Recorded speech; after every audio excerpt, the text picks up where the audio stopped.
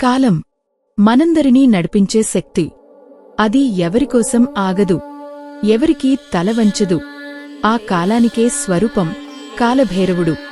ఒకసారి బ్రహ్మదేవుడికి అహంకారం పెరిగింది. తానే సృష్టికర్తని, తానే శ్రేష్ఠుడని భావించాడు.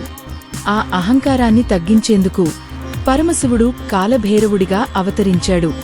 ఒక క్షణంలోనే బ్రహ్మదేవుడి 5వ తలని ఛేదించాడు. ఆ ఘటన మనకు ఒక గాఢమైన సందేశం ఇస్తుంది. అహంకారం ఎంత పెద్దదైనా కాలం ముందు నిలవలేదు. కాలభైరవుడు కేవలం శిక్షించే దేవుడు కాదు, ఆయన కాలాన్ని నియంత్రించే అధిపతి. మన భయాలను, మన కర్మల భారాన్ని తొలగించే శక్తి. అందుకే రేపు కాలభైరవ అష్టమి రోజు, అంటే ఏప్రిల్ 10వ తారీఖు, భక్తులు ఆలయాలకు వెళ్లి దీపాలు వెలిగించి నువ్వులు, నూనె సమర్పిస్తారు. కుక్కలకు ఆహారం పెట్టడం చాలా ముఖ్యమని చెబుతారు, ఎందుకంటే అది భైరవుడి వాహనం. ఈరోజు మనం చేయాల్సింది ఒక్కటే, మనలోని అహంకారాన్ని వదిలేయడం. భక్తితో ఒకసారి